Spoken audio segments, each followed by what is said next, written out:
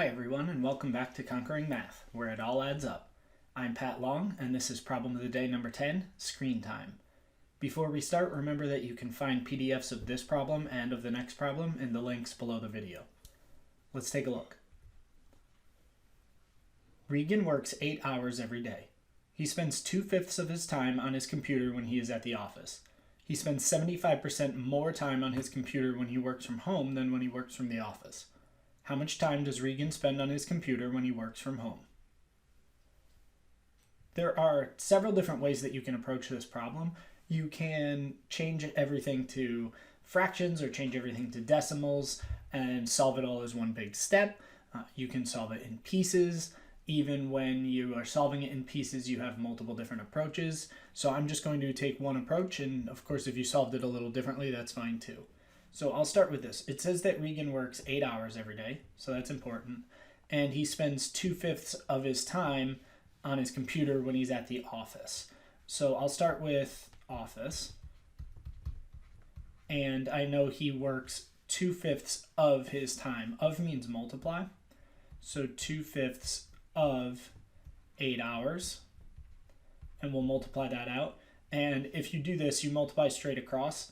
What you can do is, since 8 is a whole number, the denominator is 1. And there's nothing to cross reduce here, so we just multiply straight across. We get 16 over 5, which is also 3 1/5 hours. So when Regan is at the office, he spends 3 1/5 hours on his computer every day. The question is, how much time does he spend on his computer when he works from home? So what we know is that he spends 75% more time on his computer when he works from home than when he works from the office. So we'll work with home right here. And it's 75% more than this. So you have a couple options here. You could find 75% and then add that to the original number, or to this 3 1/5 hours. Or since it's a 75% increase, you could find 175% of that number. This time I'll go with finding 75% of 3 1/5. So 75% of means multiply, 3 1/5 hours. Now, we don't do our operations while the percent sign is on here, so we change this to a decimal. And we do that by sliding the decimal point 2 places to the left, which would make this 0.75.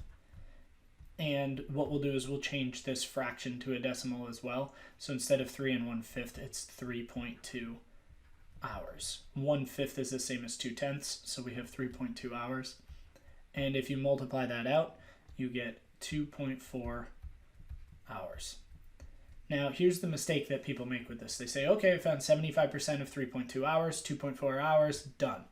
Well, that's not actually the case. He spends 75% more time on his computer when he's at home than when he's at the office. So if he spent 3 1/5 or 3.2 hours on the computer at the office, and he spends an extra 75% or an extra 2.4 hours when he's at home, what he actually does is he spends 5 6/10 or 5.6 hours on his computer when he works from home. So we could say that Regan spends 5.6 hours, which is equivalent to 5 hours and 36 minutes, on his computer when he works from home. If you're wondering where the 36 minutes comes from, 6/10 of an hour, so 0.6 times 60 minutes in an hour, is equivalent to 36 minutes. Let's take a look at tomorrow's problem. Problem of the day number 11, crater area. The largest impact crater on Earth is located in South Africa. Geologists have determined that its circumference was approximately 950 kilometers when it first formed. What was the crater's area? Round to the nearest tenth if necessary. We'll be taking a look at this problem in the next video. A hint is that you might want to start with both the circumference formula and the area formula written on your page, and try to work backwards to find the information that you need. Remember that you can find PDF copies of both of these problems in the links below this video. I'm Pat Long. Thanks for joining me for this episode of Conquering Math, where it all adds up, and I'll see you next time.